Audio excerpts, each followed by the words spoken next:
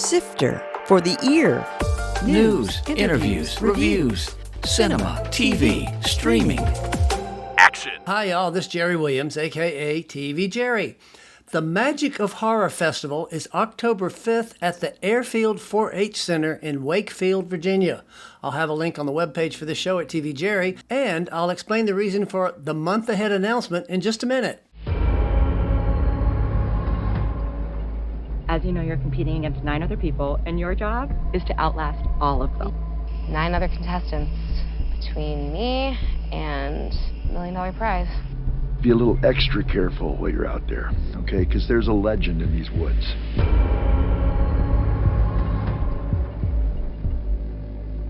The native Cree people believe the vengeful spirits from the past, they haunt these woods. That was an excerpt from the new film Solitude, a horror thriller that will premiere on September 21st at the Bird Theater. The film follows one woman who's in the wilderness for a survival competition, with a twist. I'll be talking with Jeremy Brown, Mick Strawn, and Dalton Pope about their own survival challenges shooting this film, mostly outdoors, including some parts in Richmond. This show is somewhat unique in that I'm already on vacation when it drops. As a result, there are no coming attractions, but there is this last review. Sifter Review of the Week. American Dreamer on Amazon Prime. Peter Dinklage plays an unsettled economics teacher whose dream is to own his own home. A beautiful property becomes available and he agrees to buy it for a low price, as long as the current owner can stay there till she dies. We eventually discover that it's Shirley MacLaine, who's just as plucky as always. Dinklage is also his usual compelling self, so the combo is lovely. The movie is a bit offbeat and occasionally amusing in the exploration of his character's foibles and frustrations. While it's never especially moving or funny, seeing this combo work together has its own rewards. I gave American Dreamer 2.5 out of 5 stars. Even though the movie is called Solitude, I got 3 people here to keep me from getting too lonely today on this podcast. Jeremy, Mick, and Dalton, why don't you each introduce yourselves and tell us what you did on Solitude? Well, my name is Jeremy Brown. I directed and wrote and produced the film. I have been making films for about 15 years, and I'm sure like every other filmmaker out there, I've got a lot of passion for it. And this one came together because I really wanted to make this one with Mick. We've been talking a long time about making another film together, and this is what came up from a concept of my wife and I watching a television series called Alone. Okay, and I guess that would be Mick next. Yeah, my name is Mick Strawn, and I'm the director, production designer. I do some of the effects and the producer. And third person is? My name's Dalton Pope. I am a producer, one of the editors, as well as the second unit director and cinematographer for all of the B stuff that we shot for the film. There you go. Now, I noticed, Jeremy, you mentioned up front, make another film. Why don't you tell us what film you and Mick made originally? It was called Friday the 13th Vengeance. Actually went on to have a lot of success on YouTube. Between all the views that we've had on it, it's roughly about 4.5 million views. Wow. Now tell us what that is, because I've been reviewing movies forever, and I went back through all my reviews and I couldn't find it. I'm like, what? So it didn't play theatrically. It just played YouTube. Is that correct? Right. Correct. We shot it as a fan film. But what we did is we got pretty much a lot of the old original people who were part of some of the Friday the 13th. Like Steve Dash, he was Sackhead Jason in part 2. Then we got CJ Graham, who played Jason in part 6. And we just tried to bring as much authenticity to it. We even had it scored by Harry Manfredini. Footnote. Harry Manfredini was the original composer in 1980 of the original Friday the 13th film, and he wrote the music for most of the series. More recently, he wrote the score for Jason X in 2001. I mean, we really tried to make it like a Friday the 13th film, like you didn't feel like you were deviating too much. Good deal. And I'll include a link on the webpage for this show also. That's perfect segue into my next question. Brown space films. What is a brown space? Well, we tried to laugh about that a few times. We thought, the feeling you get when you watch a really scary movie. And maybe I didn't want to say that up front, but now that you're saying it, now I kind of go ahead, continue with that, Jeremy. But the reality is, it's my last name and my wife's nickname combined, and we kind of started doing this thing together when we got married early on, and we thought it was a fun name, thought it could have a double meaning, and that's what we rolled with. There you go. Obviously, Solitude is based on a reality TV survivor type thing. When you said Alone, was that your inspiration? Is we want to do our own version of that? It's kind of funny. The wife and I, we were watching this TV series called Alone, and when we started watching it, I was just like, God, this is so cool. Like, they're not naked and afraid. They're not hanging out with the tribe. They're real, bushmen out there trying to survive in this terrible climate. And they're dropped in with just 10 items, and that's all they get. And they have to figure out, how can I stay here longer than anyone else? Right. And that's the competition. You don't know if the other people have dropped out. You're there by yourself. And I thought, what if you added a supernatural element to that? How terrifying would that be? Well, and with your love for Friday the 13th, other horror films, that's a perfect fit. Exactly. So as for monsters, you mentioned Wendigo. What is Wendigo? It's an old Native American belief that if somebody consumes the flesh of another human being, they become a monster. And they become this terrible monster that's unkillable, that's unstoppable. It kind of attacks your mental fortitude, it attacks everything. And it's horrific. And I'm like, well, 8 million people have done Bigfoot, the movie, in some capacity or another. And when I was thinking of what would be the ideal monster, and based on where we were, we were in Minnesota when we shot most of the wood scene. And a lot of our flashback was obviously shot in Virginia, but there's tales of the Wendigo through these different backgrounds of Native American history, and who knew better how to live off the land than Native Americans. So it just felt like it was the right monster for that film in particular. Almost the whole thing was shot outside. Is that right? Correct. I was a producer for many years, and I know that's a challenge in itself. I mean, you had to shoot for days and days out in the woods. And then we added, just 90, 100-degree weather every other day. It's scorching heat. Yeah, wow. And I know a friend of mine years ago, he said he went to the pyramids, and if you turned around, there was a Pizza Hut. Was that kind of the way? Were you like maybe in a big park, and if you turned around, there was, some pavement and bathrooms and stuff, or were you out in the middle of the woods? One of our talent in the film is actually one of the contestants from the Alone TV show. And so Jeremy was using his amazing people skills in that instance. He messaged a couple of some of the contestants, and one of them happened to be Larry Roberts, who was one of the contestants on Alone. He was there on seasons 2 and 5. He communicated with him and said, hey, we want to shoot this movie. We would love to have you be a part of it. And Larry said, well, let's shoot it in my backyard. So we traveled to Rush City, Minnesota, and he has a ton of acres of land. We were literally probably, I would say, maybe 150, 200 yards away from his house at all times, but we were literally in the woods, facing the heat, facing the weather, facing the mosquitoes, the bugs. We were surviving as well as our cats. Larry Roberts, what role did he play in the movie? He literally played the character Larry. I guess you would say he's the producer. He's the TV manager. Right. He's the showrunner. Right. He comes in and out of the scene. He's not the editor. He's the guy who was a showrunner. Got it. Okay. Right. Obviously, weather, mosquitoes. What were the other challenges of trying to shoot out there the whole time? I mean, sound must have been a nightmare sometimes. Well, go ahead, Mick.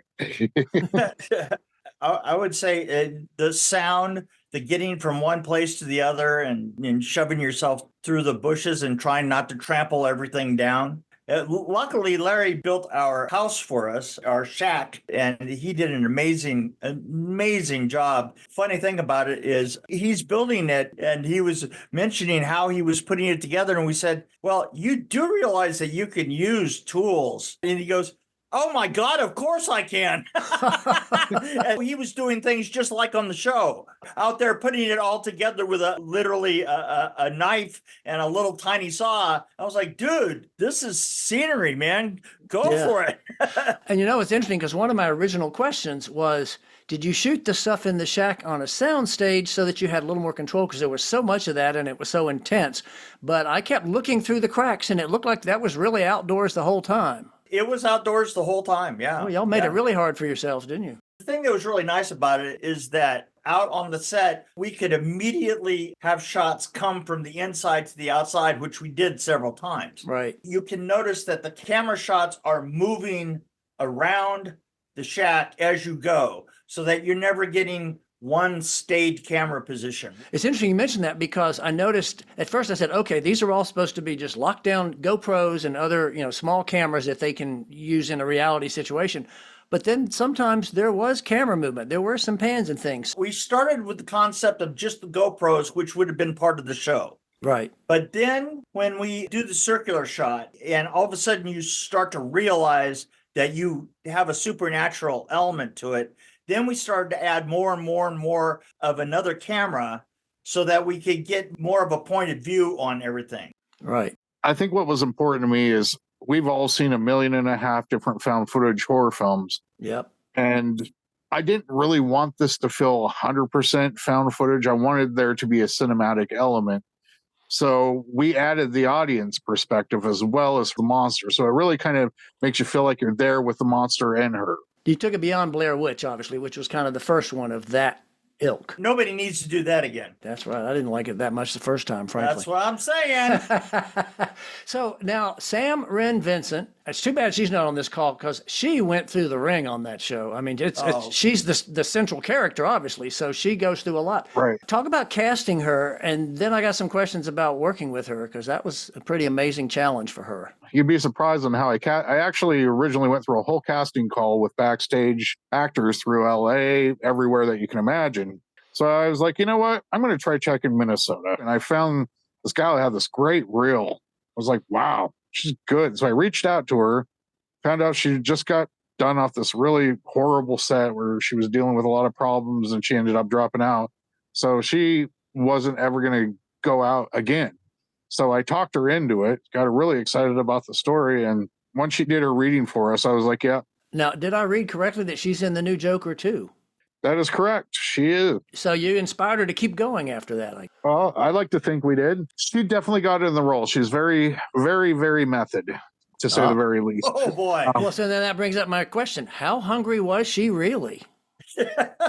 Did she starve herself so she was method all the way? I don't think my wife would have allowed that. My wife also handled a little bit of taking care of food for the set. So she was definitely fed, but I could tell that she wasn't trying to eat everything at once. She really embodied the character. She was really honestly terrified out there. We had a scene that she had to scream in, and I am not kidding. She terrified the entire crew, including me. And I have been on sets a long time and I've heard a lot of screams. And that had to be one of the most monstrous things I've ever heard in my life. It was so terrifying, even at that point. The people that were living not too close at all, they were probably, 300-400 yards away, actually called the cops. Even after we let the neighborhood know that we were going to be filming a movie, the cops still came in to check on the set and everything. So how much was exactly scripted and how much was she allowed to improv? Because there's a lot of just stuff going on.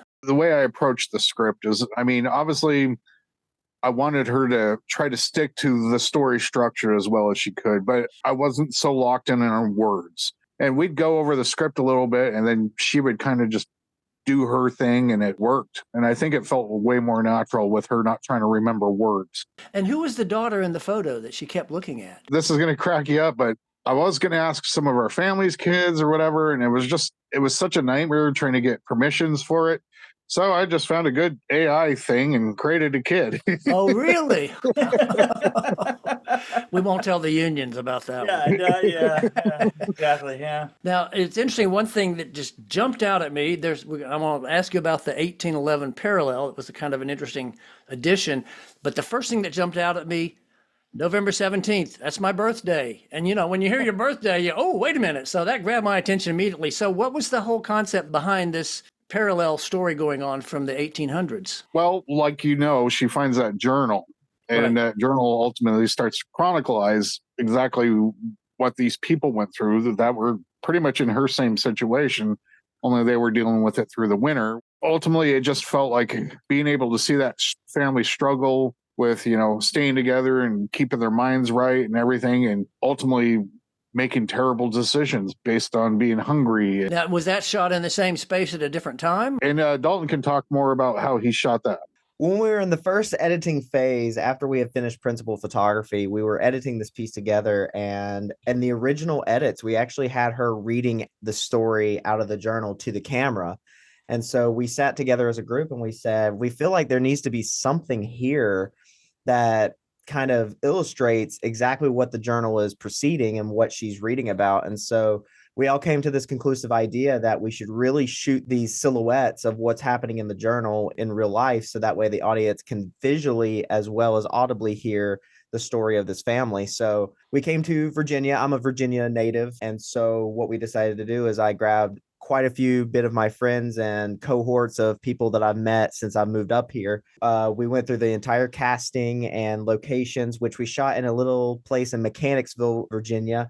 And the results are exactly what you see in the film. Are you in Richmond based? I am Richmond based, yes. Great. Thanks for bringing the work here. Let me ask the other two of you, Jeremy and Mick, how did you find Dalton? Dalton was doing DIT work on a show called Pig Hill. Footnote. DIT stands for Digital Imaging Technician. Ever since film went digital, it requires a member of the camera department to oversee the workflow to create the best image quality. And then I did another show right after that, and that son of a bitch showed up on that show.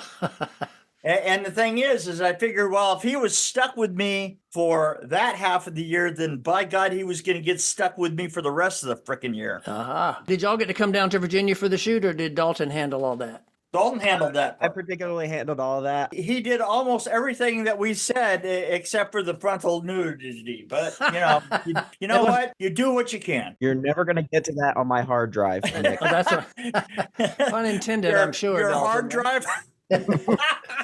One question, obviously you've got the point of view of the monster, you've got the GoPros. What kind of thought did the DP go into the different looks that the different scenes, and obviously there are other scenes like at the production center, whatever you want to call that. What kind of discussion went on how they're going to look different? I knew the looks that I wanted as we were going along. I didn't want night that was so dark that you couldn't see what was going on. So we did our best at lighting it. Having shot films back in the 80s and the 90s, where we used to actually light our stuff at night. And nowadays, it seems that we've let things get extremely dark for nights. I wanted to turn that back around and give the nights more of a sculpt. Thank you, because that's one of my biggest complaints when I say so many people are watching movies on tablets and even on phones, and these scenes are so muddy, nobody's going to be able to tell what's going on. This is what I'm saying all the time. I'm saying, and a lot of people are watching things on very small screens. As you mentioned earlier, your last film was scored by Harry Manfredini, and you got him back for this. Tell us the story behind that. It's kind of a funny story. I went to a Friday the 13th video game back, and I backed a game called Friday the 13th, the game, and they had a big donor party. Ended up meeting Harry there. It's funny enough, I bring somebody something and become friends with him. I bought him a drink, and he thought that was just great. He loved it, and then we just started talking. I told him about what we were doing with this fan film, and he had interest, and met back up with him at Crypticon Seattle, and he was in. So we did Friday the 13th together, and it was real easy peasy. He's like, yeah, I think I have some experience at this. Just let me rock. There you go. That was great. We had a great relationship through that. And, originally we wanted to find somebody that we knew to kind of score this one because we wanted a more modern take. And I'm like, why are we fighting this? We've got Harry right here. Let's let Harry kind of add that kind of 80s vibe to it, where it kind of already feels a little, the way it's lit, the way it looks. Why not? He got it immediately. I swear he had the thing done in about 2 weeks. Wow, great. This film is screaming, yes. Well, hopefully the audience will be screaming. This film is screening at the Bird while I'm gone on vacation when this will be airing. What is the connection to Virginia? Is it just Dalton, or was there another reason you decided to show it here? I would say it's basically on my end. As soon as we finished the film and we got everything back, we've been talking with distributors and, having those back and forth conversations. I decided I think we need to have a premiere. And so I was looking, I'm in such a huge town in Richmond, and I was like, Richmond is the most perfect place for us to have a premiere for this film. Funniest story on this. Basically, I was asking them if we could do like a 50-50 split on ticket sales. And the initial conversations, they were saying, well, we really don't do that. There's only been like 2 other things that we've done that we were okay with that. They were like, you could send us the treatment and everything, but there's no guarantee that we will go for this. We'll see what happens. We sent them the treatment that afternoon. The next morning, they said, I brought it to our team. They're in love with it. Let's do it. We were like, Wow. Holy moly. Now we're going to ask you, so what is the deal with distribution is after this? Have you got something lined up already? Funny enough, I was listening to your podcast when you had John Heater and the rest of the gang there, and they brought up a very good point, how hard distribution is right now. We're finding that, a lot of these distributors really don't want to give what they used to. Talking about your other podcast, you have basically Napoleon Dynamite 2 going on over there, and they're having trouble. So, Yeah. I mean, you can only imagine for one of our smaller productions like ours, the kind of struggles we're dealing with. So we've been working with a company called Film Hub, and they're talking to places like Amazon and all that for us. But, it's been hard. Well, it's interesting. If you go back a couple more episodes, I interviewed Mike Taylor on a film called There Is a Monster, and he was talking about how easy it is to get horror films distributed because if, they're usually low budget, you don't have to have a star, and everybody wants to see a horror film. So maybe I should hook you up with him. You can figure out how he got that, because horror films there's one a week opening in the theater. So it is kind of a staple these days. The thing is it depends on the timing, because literally as of the moment that we finished this film, the overall landscape for small films was different just 6 months ago, and so different just 6 months before that. Now, the film was dedicated to Jeff Cameron Burr. Who is that? Jeff Burr was the director of Stepfather 2 and Texas Chainsaw Massacre 3. He did all kinds of horror films. He was a really good friend of mine. So in conclusion, what would you like to tell the listeners about Solitude and this world premiere here in Richmond that might encourage them to come out and see it? Well, I think it's going to be a very unique experience for audience members. You've seen a lot of found footage films, but you've never seen anything quite like this. This one, I think, really takes a mix of found footage and cinema and, kind of monster perspective films and really highlights all of these equally. And I think it's such a unique way of seeing a film that you'll often find yourself questioning if this girl was just insane from the get-go. Certainly, we were wondering several times. Or maybe if you were insane for doing it in the first place, right? No doubt about That's that. a given. Well, guys, it's been great to talk to you. It was fun to watch the film, and sadly, I will, like I said, be gone when it premieres. I'll have a link to that, obviously, online, and I want to wish you good luck at the screening and then good luck with the subsequent distribution. Well, thank you very much. Thank you, Jerry. Thank you so much for having us. That was part of the creative team for Solitude, a horror thriller that'll premiere on September 21st at the Bird Theater. And there's a link to tickets on the website for this show at tvjerry.com. Next week continues my vacation with the Greatest Hits show featuring young Richmond actor Bailey Sheets about his role in the Jerry Seinfeld comedy Unfrosted. This is Jerry Williams. Thanks for listening. For more Sifter, including literally thousands of reviews, Visit tvjerry.com. That's a wrap.